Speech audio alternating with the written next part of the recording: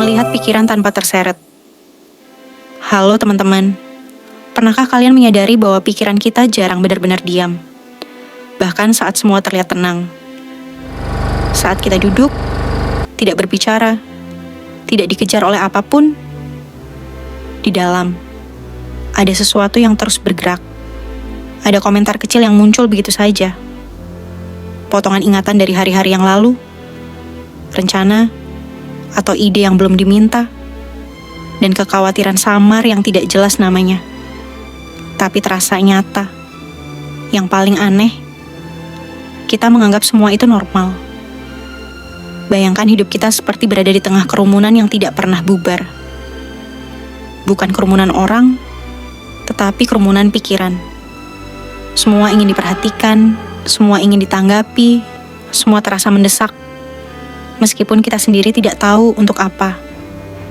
Saat sesaat keramaian itu berhenti, yang muncul bukan selalu lega. Kadang justru rasa aneh, kehilangan pegangan, seperti ada sesuatu yang hilang.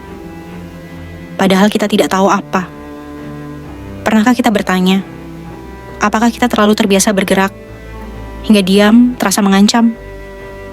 Apa jadinya jika kita tidak perlu menghentikan pikiran, tetapi hanya mengamati mereka? Bayangkan sejenak, jika pikiran adalah sungai yang terus mengalir, apakah kita harus menahan arusnya? Atau cukup berdiri di tepi dan menyaksikannya mengalir? Bab 1. Menyadari pola pikiran. Pikiran tidak hanya memikirkan hal-hal penting. Ia juga mengisi kekosongan, mengisi ruang yang tidak pernah kita sadari perlu dibiarkan kosong. Bukan karena salah, tapi karena kita tidak pernah diajarkan bahwa ruang bisa cukup dengan dirinya sendiri. Sejak lama, perhatian kita dilatih untuk mencari makna, ancaman, kelanjutan cerita. Lama-kelamaan, kebiasaan ini menjadi identitas yang kita pertahankan tanpa sadar. Ketika pikiran berhenti sejenak, yang terasa goyah bukan aktivitas mentalnya, melainkan rasa aku yang selama ini dibangun dari narasi tanpa henti. Menyadari pola ini bukan untuk menyingkirkan pikiran, tetapi untuk melihat bagaimana keramaian itu terbentuk tanpa ikut terseret. Bayangkan saat memperhatikan satu pikiran, lalu memperhatikan reaksi yang muncul terhadap pikiran itu. Bagaimana rasanya ketika kita hanya menyaksikan, tanpa ikut menilai atau terlibat? Itulah inti dari kesadaran. Tidak menilai, hanya menyadari, memberi jarak antara diri dan arus pikiran. Bab 2. Dampak dan reaksi. Kebiasaan ini menimbulkan reaksi otomatis. Percaya, menolak, menindaklanjuti, atau menjadikannya cermin diri. Jarang kita membiarkan pikiran sekadar lewat. Akibatnya, semuanya terasa penting, mendesak, dan personal. Banyak orang mencoba menenangkan pikiran dengan paksa. Namun semakin ditekan, semakin ramai. Bukan karena ada yang salah, tetapi karena konflik selalu menghasilkan gerak. Bayangkan air yang diaduk. Bukan airnya yang bermasalah, tetapi tangan yang terus mengusik. Begitu pula pikiran, tekanan dan usaha untuk mengendalikannya justru memperkuat arusnya. Pertanyaan yang jarang dipikirkan. Apakah ketenangan harus datang dari kontrol? Atau bisa muncul dari pemahaman sederhana tentang bagaimana pikiran bekerja? Apa jadinya jika kita memberi pikiran ruang untuk bergerak?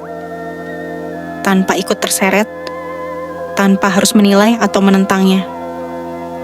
Apakah kita bisa merasa cukup bagi diri sendiri tanpa menunggu pikiran berhenti? Bab 3. Melihat tanpa terbawa. Bagaimana jika kita membiarkan pikiran bergerak tanpa ikut terseret? Bagaimana jika perhatian kita tetap ada, cukup bagi dirinya sendiri, tanpa harus melekat pada sesuatu, tanpa menilai, menolak, atau mempercayai setiap pikiran yang muncul? Kebisingan batin bukan musuh. Ia adalah undangan untuk mengamati bagaimana pengalaman terbentuk, bagaimana identitas dipelihara, dan bagaimana kebebasan sering terlewat. Bukan karena tidak ada, tetapi karena kita terbiasa bergerak tanpa sadar. Dengan menyadari ini, kita menemukan bahwa pikiran bisa bergerak tanpa mendominasi. Keheningan bukan ancaman. Ruang untuk hadir tanpa terseret, memberi kebebasan yang sederhana namun nyata. Bayangkan jika setiap pikiran hanyalah gelombang di permukaan lautan yang datang dan pergi tanpa mempengaruhi kedalaman dasar lautan. Kita bisa mengamati gelombang itu, namun tetap tenang dan stabil di dalam. Kesimpulan, pada akhirnya yang kita temui bukanlah jawaban besar atau pemahaman yang rumit, melainkan sesuatu yang sangat dekat dan sederhana. Kita menyadari bahwa selama ini perhatian kita terlalu sering terseret. Bukan karena pikiran terlalu kuat, tetapi karena kita jarang berhenti untuk benar-benar melihatnya. Bukan pikiran yang mengikat, melainkan kebiasaan mengikuti setiap geraknya tanpa jarak.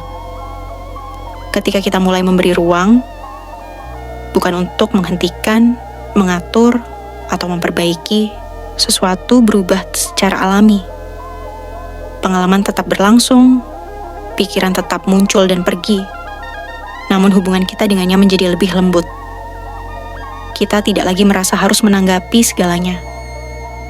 Tidak semua pikiran perlu dipercaya, tidak semua dorongan perlu diikuti, dan tidak semua keheningan perlu diisi.